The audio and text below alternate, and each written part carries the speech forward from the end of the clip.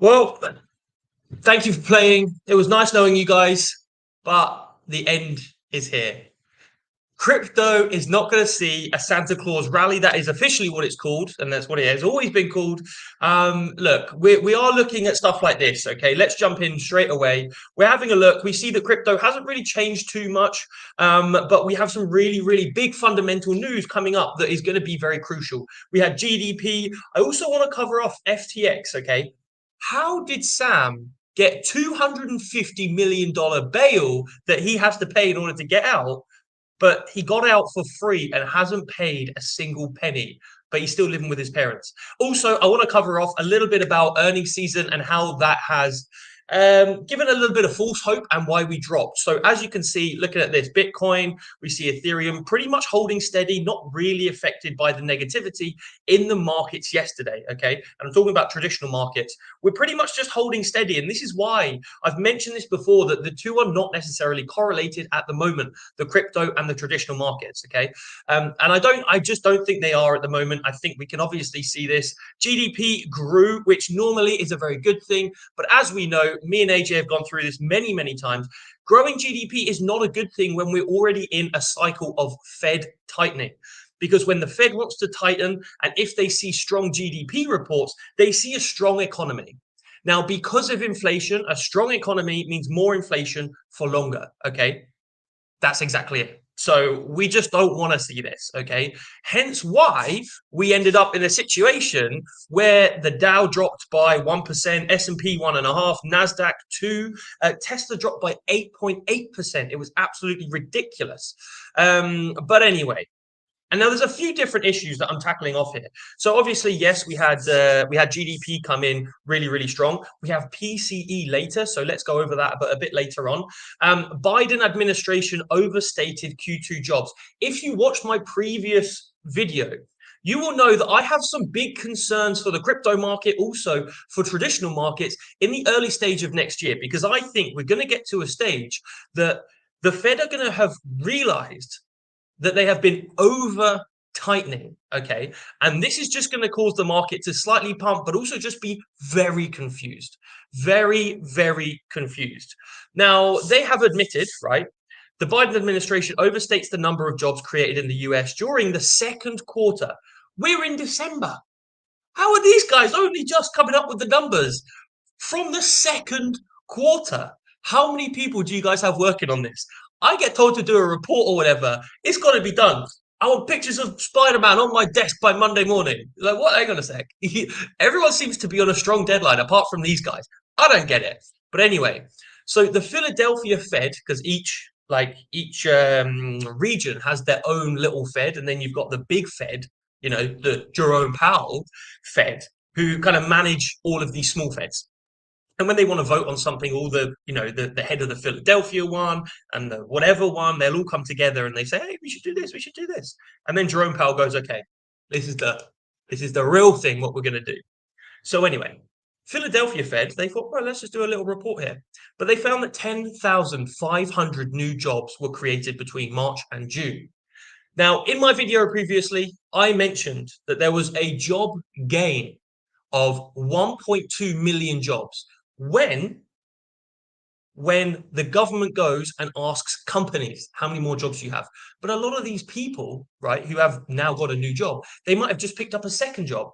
They might have, so they already have a job, you know, they might have got a second job, a third job. Someone might have started from none, but then gone and got one job, two job, three job, four jobs, however many. And so this has caused a massive disparity in the numbers. And so we're currently working on an assumption that there are no jobs. Nobody has that there are no vacancies because everyone has a job. Everyone, there's so much employment is what everyone thinks. You know, that's what the Fed is thinking because they've said, hey, look, we had this many new jobs added, blah, blah, blah. We need to tighten.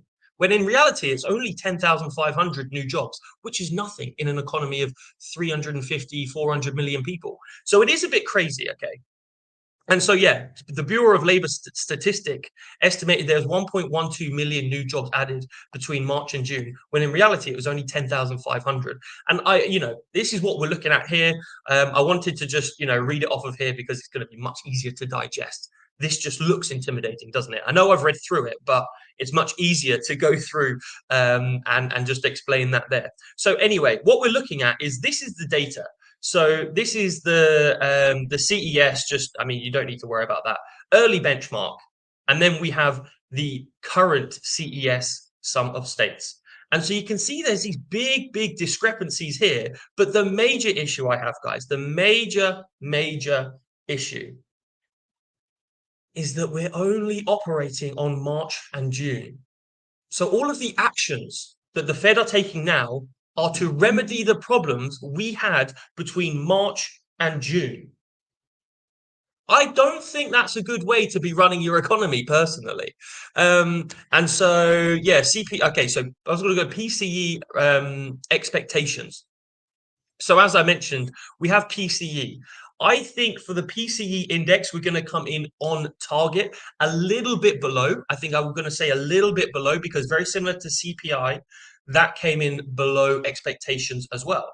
So I think we will come in slightly below. I know that would have been cooked in, but I don't think that there's going to be too much that really remedies us. Because although this is a very good indicator, this does affect the Fed. Typically, it would have a massive effect, but we've already had a 1% drop on the Dow Jones, a 2% drop on the Nasdaq, just because the economy is too strong. And so I think with inflation coming down, which it will do, and this doesn't drop as quickly as the CPI, I will mention, we haven't really seen what I consider to be the biggest catalyst, rent. We haven't seen rent begin to drop in the US. And so because we haven't begun to see rent drop in the US, I just don't think that we're going to see a massive drop in this here. So that's my current opinion. And I definitely don't think it's going to affect the crypto market, because it's pretty much just been running on its own, recently, like I said. And finally, just to kind of add into this, this is why I think if we're under, we might be under by a small amount, or we're just going to hit the target. I don't think we're going to come in over, because overall, a lot of prices have begun to start falling down. But look, the pain isn't going away. Inflation cost households an extra $10,000. So we still have a little bit of issues. Okay, we still have these issues. I don't think that we're going to have a look at him. He looks so good. Fight inflation, Valhalla. I've never even played that game, but anyway, yeah. So I don't think we're going to have a huge amount of news that's actually going to have a serious effect on the markets. If anything, we could have PCE come in a little bit higher, which again is still going to be bad for the market. So overall, I wouldn't be looking to take extreme longs. I would maybe look for a short position, but at the moment, because we're going prior to a big news release, which nobody knows, you'd have to hedge it in some way. I couldn't recommend just jumping straight in. And also another bit of fuel to the fire, BlackRock, the largest asset manager in the world, has said the stock market valuations don't reflect the damage ahead. Now, if that's not concerning, I don't know what is. That is bloody concerning, right? So basically, they've said, look, stock valuations don't reflect the damage ahead. This means that there's going to be a lot, okay? There's going to be a lot of damage and a lot of downside, but it hasn't been priced into the stock market. And the reason why I'm talking about the stock market, when the stock market falls, usually the crypto market will follow. If we see just, I don't know, a 2%, maybe even a 5% drop in the stock market, it's not going to massively affect crypto at the moment. If we look at the Nasdaq dropping, in specifically within the stock market, if we're looking at the Nasdaq, that might have more of an effect on crypto, because they are the same asset class, which is risk on assets. I've written that, haven't I? Tried to click off an ad, didn't work. But anyway, my whole point is, so we do not see rate cut cycle starting next year. So if we're still going to have high rates through all of 2023, that's still going to put a lot of pressure on businesses, and therefore they're not going to start getting returns. Their earnings season won't be very interesting. And this is another thing that we're moving into now.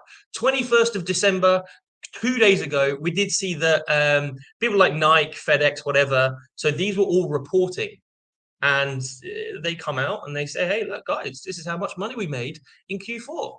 We're doing pretty well. Look at us. And that usually goes well. So it's the earnings season. But Obviously not enough because of the overall economic data we got yesterday. So this is like, hey, the Fed is more important than your earnings season. This might lift a few individual stocks, but this is really going to show a picture. If we have Target, if we have, I don't know, where would you spend your money? Yeah, like Nike, things that you don't necessarily need. Let's say makeup brands or doing up your home and stuff like this. All of these different things that are non-essentials. If you're spending loads of money in that, then that shows a strong economy. Now, that's not what the Fed wants. So the Fed are going to be watching the likes of, Target, Home Depot, jewelry companies, and all this type of stuff. Because if these are posting really good profits, that's going to be bad because that shows consumer spending is up, which is bad for bad for the Fed, good for the economy, and it does result in us getting GDP at 3 point whatever over the estimates. But that's not really what we want. Now, I do just want to quickly mention on here, I know I've been rambling on. We've got 4.75 as the next kind of anticipated rate hike, moving up to that level, up from 4.5 currently. And then we're just looking 25 basis point hike, 25 basis point continuing on. So that's a 99% almost chance that we're going to have a 25 and then another 25. The only thing that's changed recently that you need to be brought to your attention is the terminal rate. Okay. Look how we see this creeping up. So we're anticipating by the end of next year, we're still, well, the market anyway, is still very much anticipating maybe a 5.5 as the terminal rate. Look how the percentages change, you know. So we're seeing this moving up, okay, probably a 5, probably a 5.25 most likely, and then where? And then we're a little bit conflicted as we go into December, where we're up to a 5.5, maybe even a 6 handle. So we're looking at a 5.5 terminal rate. Maybe it's going to be 5.25. It depends on inflation at the time, etc. So this is kind of the one of the key things that we should be aware of, and hence why BlackRock have come out and they mention this. You know, we don't see things slowing down for the Fed. So it's not going to be a prosperous year in 2023. One person who is not going to be even more prosperous for, though, is Sam Bankman-Fried. So 250 million bond. What the heck happened? So he hasn't paid a single penny, but he's been able to go home to his parents' house. I mean, look, I don't know if that's fair. I don't think it's fair. Um, like, who's going to be paying for this? That's the question. So what he's done, it's not a normal bond because I think it's not a federal bond. And look, guys, you know, I'm not like I don't live in the US. I've actually never even been to the US. Maybe I should, but I've heard it's not actually that great. Correct me if I'm wrong. Drop me a thing in the comments. But anyway, so this is a federal court, not a state court. So what they do have is they have an appearance bond. So your friends and family have to sign an affidavit of surety, which obligates the defendant to pay the court the bail money if the defendant doesn't appear in court or fails to comply with conditions. So as some of you know, I only know from TV. I've never been to jail, especially not in the US. But you know, you have a bond. If you pay the bond, you get to go off. If not, you have to stay in jail until your court date. So they're saying, look, he might be a flight risk. If he's going to run away, let's give him a crazy high bond so he can't pay it. But then they said, actually, let's just do an appearance bond. So now it's his friends and family that actually have to come up with the full money for the bond if he doesn't appear in court. So I don't think that's. I think the fact that he got jailed in what was it, in where was he, in the Bahamas? Yeah, in like a Bahamian jail. It wasn't the Bahamas. Who was it? Where was it? My mind has gone completely blank. He got arrested. It was like the British Virgin Islands. I know it's around there. Maybe it was. Anyway, that's irrelevant. So he got arrested. He was in a rubbish jail, being like treated like everyone else. He agreed to extradition, went to the US, and now suddenly he's living in his mum and dad's $1 million home. Well, multi-million dollar home. Just chilling. All he's got to do is stay indoors, probably got an ankle bracelet on, and he's just got to turn up to a meeting that he's got with the court in, I don't know, like a week or two's time. I mean, yeah, he's probably going to go to jail, but, you know, it's not so bad. But the bond does establish other requirements, including house arrest, electronic monitoring. There you go. Know that. As well as restrictions on spending. This guy's supposed to have no money. Like, I thought all your money got taken away from you or hacked, Sam.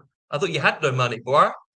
Business activities, mate. If you let him do any business activities, the only thing he can do is work in a bloody ice cream shop. I would. Why would you? Yeah, let's just say. Yeah, while he's on bloody bail, he's setting up a new crypto exchange and firearms. Oh well, that's a good job, isn't it? It's so mental that I actually can't believe it. But anyway. So yes, so if he doesn't remain in compliance or fails to show up for his trial, then 250 grand will be called due. And the first item of collateral offered up to cover that amount is his parents' home in Palo Alto, which kind of sounds nice. Let me look at Palo Alto, Paloalto. For anyone who doesn't live in the US and your geography is not, crazy good, he's in San Francisco. Let me get some pictures of this. Let me see. Oh, shut up. Mate, I've never been to jail and I don't live like that. That's some luxury living, that is. Yeah, I bet this is Sam Bankman-Fried's home or something like this. It's, oh no, I'm on house arrest. What? Anyway, I'm chatting rubbish now, so I'm going to go. Thank you very much for watching. If you have any questions, drop them down in the comments. Also, like the video if you do want to see a little bit more, especially about PCE and how that might affect the market. Currently, my overall predictions are basically that we're going to see it come in pretty much on as forecasted. I don't think we're going to see huge amounts of movement in the markets unless it's to the downside, because I don't think there's many catalysts that can push us up. But yeah, overall, I'm thinking a little bit of profit taking for the bear sellers. So we will see a bit of volatility. Crypto market, not so much. And overall, the Santa Claus rally is dead. Anyway, I'm leaving. I'm going to go be depressed for Christmas. Big up crypto. Big up this channel.